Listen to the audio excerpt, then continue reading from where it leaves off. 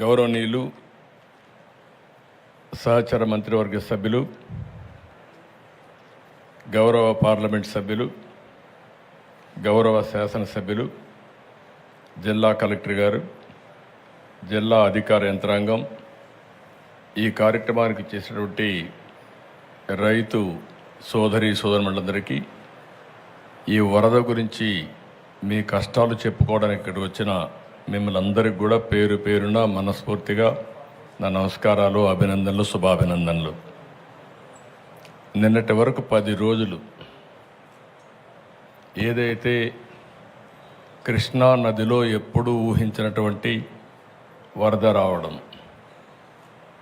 అదే సమయంలో బుడమేరులో గడచిన ప్రభుత్వం చేసిన తప్పిదాల వల్ల విజయవాడ అతలాకుతలమయ్యే పరిస్థితి వచ్చింది. 11,90,000 క్యూసెక్స్ నీళ్ళని ప్రకాశం బ్యారేజీ నుంచి డిశ్చార్జ్ చేయడానికి డిజైన్ చేశారు. ఇది ఇప్పుడు చేసిన ప్రాజెక్టు కాదు. 1854లో చేస్తే 1894 వరకు బ్రిటిష్ వాళ్ళు కట్టినట్టుంటాయి. ఆ ఆనకట్నే అక్వడెట్నే ఉపయోగించుకున్నాం. అది బాగా రిపేర్కి వస్తే ప్రకాశం పంతులు గారి ఆధ్వర్యంలో ఆ రోజు బ్యారేజ్ కట్టడం జరిగింది. దానికి కూడా దగ్గర 70 సంవత్సరాలు పైబడింది.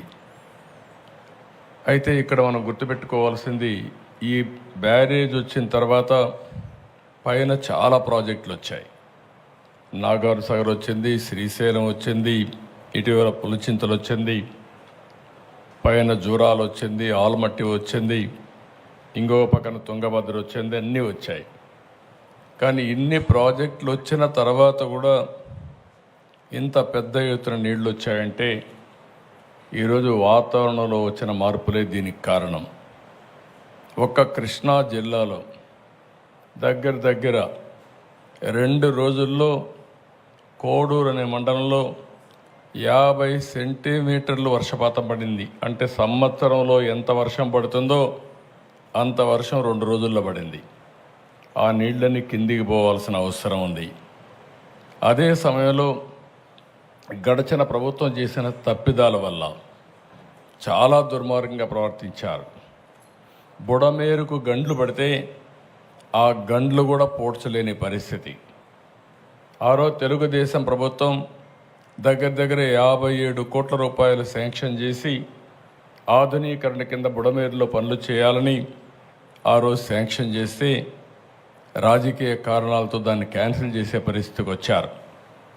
అది క్యాన్సిల్ చేసి కనీసం వీళ్ళ తెలివితేటలుంటే వాళ్ళు సొంతంగానే పనిచేయాలి. ఆ పని కూడా చేయలేదు. దీనికి అదనంగా బుడమేరు మొత్తం ఆక్రమణకు గురి చేశారు. ఎవడికి దొరికింది వాడు అమ్ముకునే పరిస్థితికి వచ్చారు. తప్పుడు రిజిస్ట్రేషన్లు చేశారు, బిల్డింగ్లు కట్టారు. ఎక్కడికక్కడ నీళ్లు పోవలసిన బుడమేరుని ఇష్టానుసారంగా అక్రమ కట్టడాలకు నాంది పలికే పరిస్థితి వచ్చారు. ఒక పక్క ప్రకృతి ఓసారి మన పట్ల చిన్న చూపు చూసినప్పుడు ఇలాంటి వరదలు వస్తూ ఉంటాయి.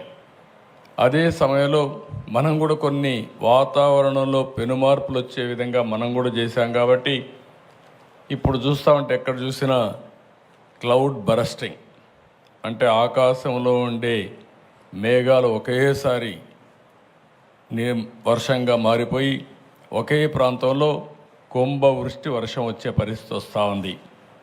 ఇవన్నీ వచ్చి మళ్ళా మనుషులు చేసే తప్పులు ఇప్పుడు ఇక్కడ చూసాం. ఎక్కడ చూసినా ఒక డ్రైన్ కూడా తవ్విన పాపాన పోలేదు, ఒక కాలువ తవ్విన పాపాన పోలేదు. ఇంకొక పక్క ఎక్కడ చూసినా తప్పుడు బిల్లులు వేసుకొని తినేసే పరిస్థితికి వచ్చారు. అన్ని పాపాలు, వీళ్ళు చేసిన పాపాలు మన పట్ల శాపాలుగా మారాయి. ఈరోజు మన అందరం కూడా ఇబ్బందుల్లో పడే పరిస్థితి వచ్చింది. నేను చాలాసార్లు మీకు ఒక మాట చెప్పాను. 5 సంవత్సరాల పరిపాలన ఒక దుర్మార్గమైన పరిపాలన. ఆ పరిపాలన యొక్క ఫలితాలు మీరు చూస్తే వ్యవస్థలో మొత్తం భ్రష్టు పట్టాయి. పనిచేసే వ్యక్తులు పనిచేయలేని పరిస్థితికి వచ్చారు. కడాని ఇవన్నిటి వల్ల ఇలాంటి విపత్తు వచ్చినప్పుడు నష్టపోయేది ప్రజలే నష్టపోయారు. అందుకని నాకు 10 రోజులు పట్టింది. మొదటి 2 రోజులు నేను అధికార యంత్రాంగాన్ని ముందుకు పోమన్నా పోయే పరిస్థితులు కూడా లేరు. అక్కడి నుంచి నేను అక్కడే ఉండి కడాన మీరు ఒకసారి చూస్తే బుడమేరులో దగ్గర 5 రోజులు రామానాయుడు అక్కడే ఉండి గండ్లు పూడ్చే పరిస్థితి వచ్చారు. ఆ గండ్లు పూడ్చారు కాబట్టి విజయవాడకు వచ్చే నీళ్లు ఆగే పరిస్థితి వచ్చింది. 2 మార్గాలు. ఒకటి, సిటీలో ఉండే నీరు బయట పంపించాలి, పైన వచ్చే నీరు ఆపాలి. పైన నీరు ఆపాలంటే గండ్లన్నీ పూడ్చాలి. గండ్లు పూడ్చాలంటే వాతావరణం సహకరించలేదు, వర్షాలు పడ్డాయి. ఆ గట్టంతా కూడా ఎక్కడికక్కడ దిగబడే పరిస్థితుంది. దాంట్లో మళ్ళా ఒక లారీయో ఒక ట్రాక్టరో తీసుకపోతే లేకుంటే ఒక ప్రొక్లైన్ తీసుకపోతే అది కూడా కూరకపోయే పరిస్థితి వచ్చింది.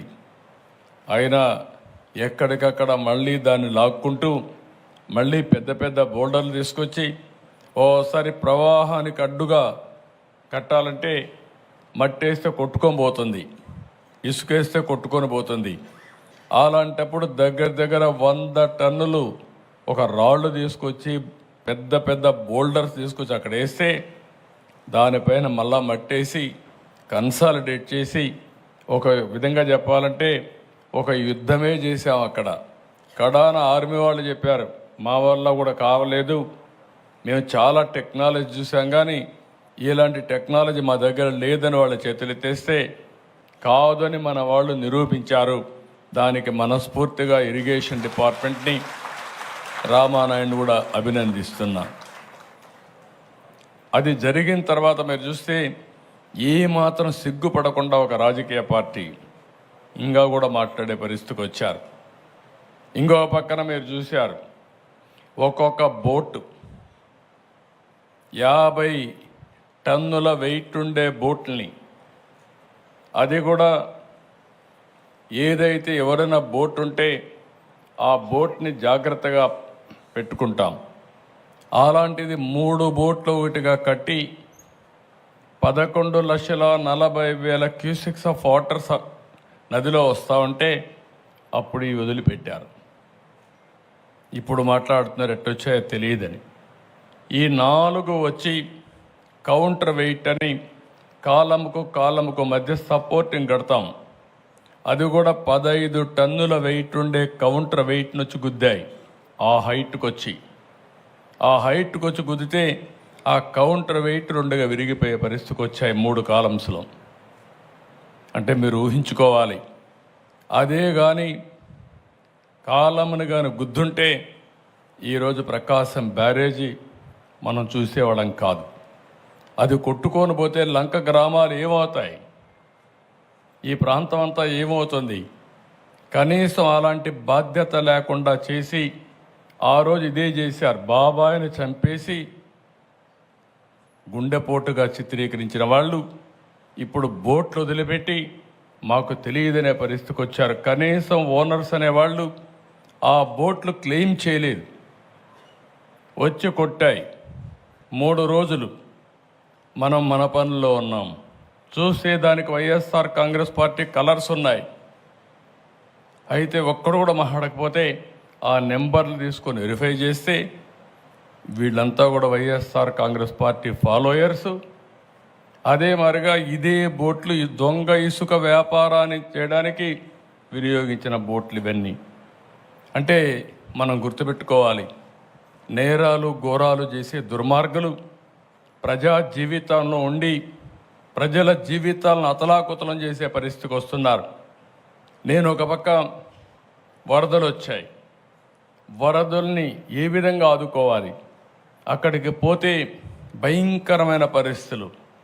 1 రోజు కాదు, 2 రోజులు కాదు, 3 రోజులు కాదు, వరద తగ్గడం లేదు. ఏం చేయాలో తెలియని పరిస్థితి. కనీసం మంచినీళ్ళు ఇవ్వలేకపోతున్నాం, తిండి అందించలేకపోతున్నాం. బోట్లు పంపిస్తే ఎన్డీఆర్ఎఫ్ లాంటి సంస్థ ముందుకు సాగలేక ఆ వెలాసిటీ, ఆ ఫోర్స్ వల్ల వెనక్కి వచ్చే పరిస్థితి వస్తామని మేము కూడా కొట్టుకొని పోతామని హెలికాప్టర్లు పెట్టాం. హెలికాప్టర్లో ఫుడ్ తీసుకుపోయిస్తే కొంత వేస్ట్ అవుతా ఉంది, కొంతవరకే చేరుతూ ఉంది. డ్రోన్స్ పెట్టాం, ఎందుకంటే వీళ్ళంతా ఫుడ్ తీసుకపోతే వీళ్ళు కూడా దిగలేక కొట్టుకొని పోతామని భయంతో ఇసిరేయడం మొదలుపెట్టారు. దానివల్ల కూడా ఇబ్బందులు వచ్చాయి. అప్పుడు డ్రోన్లు పెట్టి ఇక్కడి నుంచి నేరుగా బిల్డింగ్ పైకి పంపించే పరిస్థితికి వచ్చాం. ఇన్ని అవస్థలు పడితే ఏదైతే వైఎస్ఆర్ కాంగ్రెస్ పార్టీ ఒక పేపర్ పెట్టుకొని విషం జిమ్ముతున్నారు అంటే ఓడిపోయారు కాబట్టి, ప్రజలు ఓడించారు కాబట్టి ఈ ప్రజలపైన ద్వేషం పెంచుకొని ఏదో ఒక విధంగా నష్టం చేయాలని ఆలోచించే పార్టీలు నియమనాలు నాకైతే అర్థం కావడం లేదు. ఇలాంటి పార్టీలు ఈ రాష్ట్రంలో ఉండడమే మన దురదృష్టం అని చెప్పి కూడా నేను మీకు తెలియజేస్తాను. భారతదేశ చరిత్రలో ఎక్కడా ఇలాంటి పార్టీ ఉండదు. నేరస్తులు రాజకీయాల్లోకి వస్తే, నేరస్తులు రాజకీయ ముసుగులో ఇలాంటి నేరాలు ఘోరాలు చేసి ప్రజా జీవితాన్ని అతలాకుతలం చేసినప్పుడు ప్రజలందరూ అర్థం చేసుకోవాల్సిన అవసరం ఉంది. అదే కానీ నేరస్తులు రాజకీయ ముసుగు లేకపోతే నాకు 2 నిమిషాలు పట్టకొచ్చి తాట తీసి ఎక్కడ పెట్టాలనో అక్కడ పెట్టేవాడిని అని చెప్పి కూడా నేను మీకు తెలియజేస్తున్నా. నేను చాలా సంక్షోభాలు చూశాను. నాకు ఇవన్నీ ఒక లెక్క కాదు. నా పీరియడ్లో ఎవడో రౌడీ అనేవాడు ఎవడో రోడ్డు మీదకి వచ్చేవాడు కాదు. ఒకే మాట చెప్పాను, ఎవరైనా రౌడీ అనేవాడు రోడ్డు మీదకి వచ్చేదానికి వీలు లేదు, ఈ రాష్ట్రంలో ఉండడానికి వీలు లేదని చెప్పి నిర్మోహమాటంగా యాక్ట్ చేసి రౌడీయిజాన్ని, అంత మునుపంత గల్లీకి ఒక లీడర్ ఉండేవాడు, అటు తెలంగాణలో కానీ ఇటు ఆంధ్రప్రదేశ్లో కానీ ఆ 9 సంవత్సరాలు రౌడీలు లేకుండా చేశాను. రాయలసీమ మొత్తం ముఠాలు ఒకరినొకరు కొట్టుకోరు చనిపోయేవాళ్ళు, కక్షలు పెంచుకునేవాళ్ళు, తరతరాలుగా ఆ కక్షలు కొనసాగేటివి.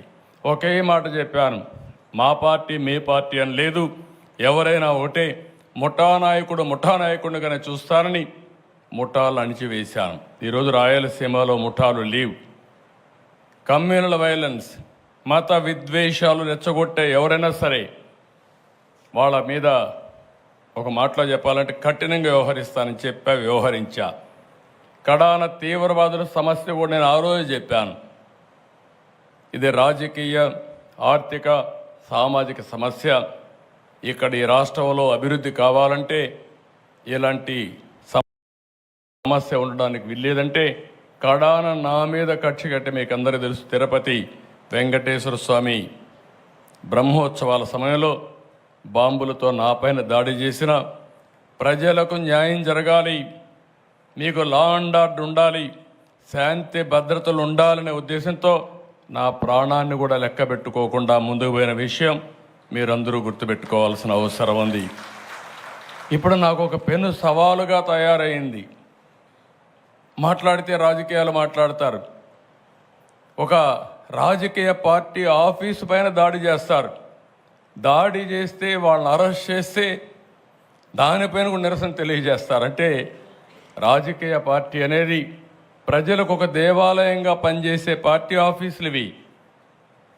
ఒక చిన్న party office, communist party office ఉన్నా ఎక్కడా ఎవరు దాడి చేయలేదు. నా జీవితంలో నేను చాలాసార్లు చూశాను. 40 సంవత్సరాలుగా రాజకీయ పార్టీ ఆఫీసులపైన, రాజకీయ పార్టీ నాయకులపైన ఎప్పుడూ దాడి జరగలేదు. ఎన్ని విమర్శించినా ఆ విమర్శని ఒక పాజిటివ్గా తీసుకొని కరెక్ట్ చేసాం తప్ప ఇంకోటి కాదు.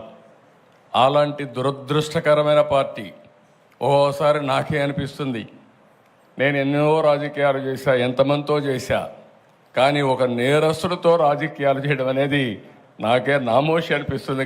కానీ మీ ప్రజాహితం కోసం నాకు తప్పడం లేదు ఈ యుద్ధం. ఆ విషయం కూడా మీరు గుర్తుపెట్టుకోవాల్సిన అవసరం ఉంది.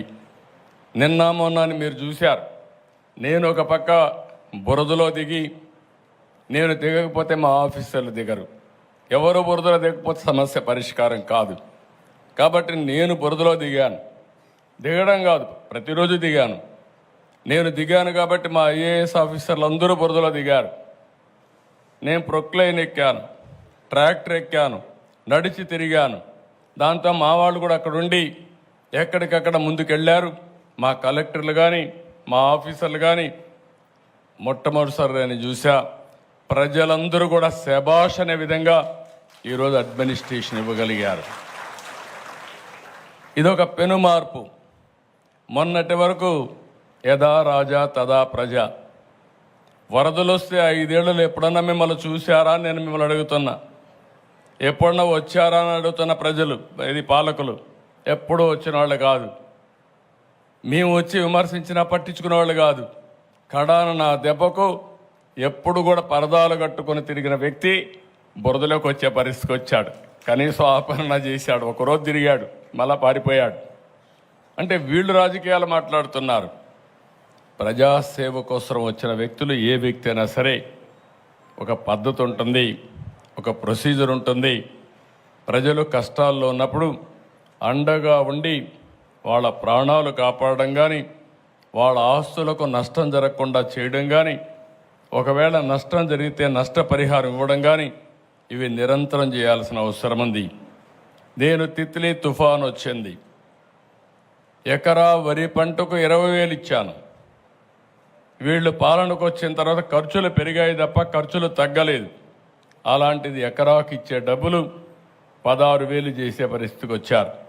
మళ్ళీ నిన్న మొన్న దిగిపోయేటప్పుడు 1,000 రూపాయలు పెంచారు. నేను ఒకటే ఆలోచించాను, వరి పంట వేసిన రైతులు దగ్గర 70 రోజులు 80 రోజుల తర్వాత పంట పోతే, చేతికొచ్చే సమయంలో పంట పోతే అప్పులు మిగులుతున్నాయి. అందుకే మళ్ళీ ఆలోచించాను, ఇది కరెక్ట్ కాదనే ఉద్దేశంతో 17,000 రూపాయలని 25,000 రూపాయలు హెక్టార్కి ఇస్తాను, ఎకరాకు 10,000 రూపాయలు ఇవ్వడానికి నిర్ణయం చేశాం. ఇది కూడా తక్కువే. నా దగ్గర డబ్బులు లేవు, ఖాళీ ఖజానా. రోజు వారిగా ఏం చేయాలని అర్థం కాని పరిస్థితి. మొత్తం ఏది పనిచేయలేని పరిస్థితి. మీరు చూస్తే అభివృద్ధి ఆగిపోయింది, ఆదాయం పడిపోయింది. అప్పులోళ్ళు ఎవ్రీడే తిరుగుతున్నారు. 1,00,000 కోట్ల రూపాయలు అప్పు ఇవ్వాలి, ఇంకో పక్క 10 లక్షల కోట్ల రూపాయలకి వడ్డీ అసలు కట్టాలి. అంటే మనం సంపాదించే సంపాదన వడ్డీకి కూడా చాలని పరిస్థితి తీసుకొచ్చేశారు. ఒక పక్క దీన్ని రీషెడ్యూల్ చేసుకుని, కానీ ఒక్క మంచి పని చేశారు మీరంతా. మొన్న అందరూ కలిసి ఇలాంటి వ్యవస్థ మాకొద్దు, అందుకే ఎన్డీఏ ప్రభుత్వానికి 3 పార్టీలకి బ్రహ్మరథం పట్టారు, అన్ని సీట్లు గెలిపించారు.